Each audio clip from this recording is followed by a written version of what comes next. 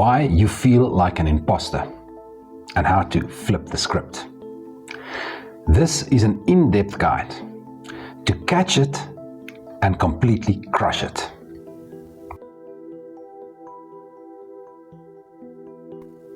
But first, let's talk about the hidden truth about imposter syndrome.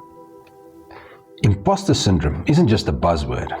It's a silent epidemic, especially among professionals.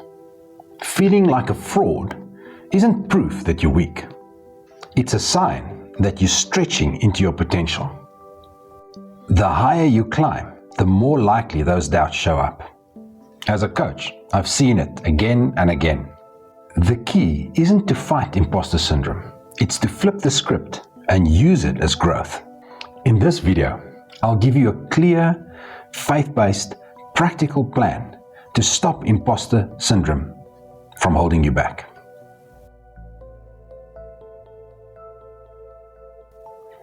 Root your identity in Christ. Most imposter feelings come from chasing validation through achievements, approval, status. But your worth doesn't come from success. It's already secured in Christ. Ephesians 2:10 reminds us, you are God's masterpiece, created for purpose. Spend 5 to 10 minutes daily reflecting on scriptures like Ephesians 2:10. Let that rewire how you see yourself. Loved, chosen, called. When your identity is rooted in Christ, imposter syndrome loses its grip. Stop defining yourself by performance and start living through purpose. What if your resume isn't your greatest strength, but your relationship with Christ is?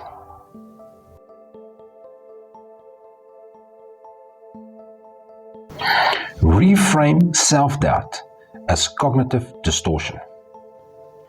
Feeling like a fraud? It's likely cognitive distortion talking, not reality.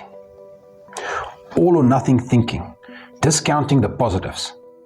These mental traps fuel imposter syndrome. Use cognitive behavior therapy tools. When doubts creep in, write down real evidence of your competence. Record all your wins, big or small, and revisit them weekly. Challenging distorted thoughts isn't ignoring your feelings. It's reclaiming truth. It lets you see yourself through a clear, grounded lens. If your doubts aren't facts, what other limitations are you living under?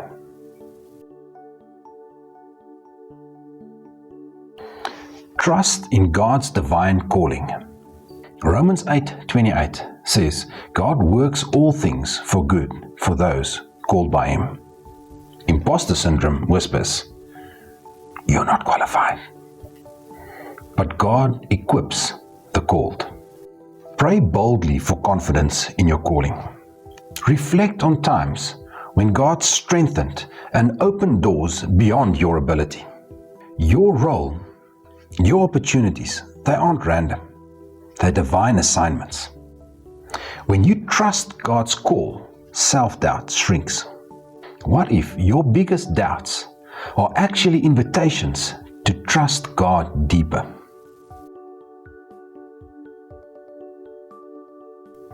Embrace humility as strength. Imposter syndrome often comes from thinking you need all the answers. But true strength comes from humility, knowing we're all learning. Next time self-doubt strikes, ask, what can I learn here? Use it to grow, not retreat. Seek mentors. Stay curious. Humility removes the pressure to appear flawless. It lets you stay real, in process, and still moving forward. Could your self-doubt be the very thing that unlocks your next level?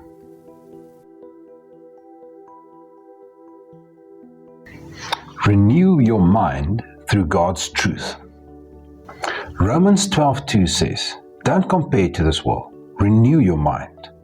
The world says success is perfection, constant comparison, never enough. But God's truth says otherwise. List biblical affirmations. Repeat them daily. When "I'm not good enough" shows up, counter them with God's promises. Renewing your mind isn't hype. It's replacing lies with truth. It's how you break free from the world's impossible standards. What if the world's standards are the real imposters? Address negative self-talk through self-compassion. Imposter syndrome thrives on harsh self-criticism. Self-compassion changes the conversation. Talk to yourself like you talk to a close friend. Try this. Write a letter to yourself as if from a supportive friend. Affirm your progress, your worth, your effort. Self-compassion isn't weakness. It builds resilience. It lets you acknowledge flaws without self-destruction. If you spoke to yourself like a friend, how different would life feel? View weakness as an opportunity for God's strength. 2 Corinthians 12:10. When I'm weak, I'm strong. Imposter syndrome says weakness disqualifies you. God says weakness creates space for His power. When inadequacy creeps in, pray, "Lord, I'm weak, but you are strong." Lean on your church community. Let God work through your limits. Your limitations aren't barriers. They're platforms for God's strength to show. They reframe imposter feelings as spiritual opportunities. What if your weakness is the exact stage for God's greatest work? Imposter syndrome doesn't have to define you. Root your identity in Christ. Challenge distorted thoughts. Trust God's calling. Embrace humility. Renew your mind. Practice self-compassion. Lean on God's strength. These aren't just tips. They're a roadmap to true, lasting confidence. The pain of imposter syndrome is real, but so is the power to overcome it. Your success, your influence, it's not a fluke. It's part of your God-given purpose. Feeling like a fraud doesn't have to hold you back, especially if your confidence is rooted in Christ. That's exactly why I created Stronger, a course designed to help you silence self-doubt and step fully into your God-given calling. If you're ready to flip the script on imposter syndrome, the link's in the description below. You don't have to feel qualified to be called. God already called you. And hey, if this was clutch and helped you, let the algorithm help us. Hit the usuals, ring the bell. It's free and honestly kind of fun. And remember, your better tomorrow starts today.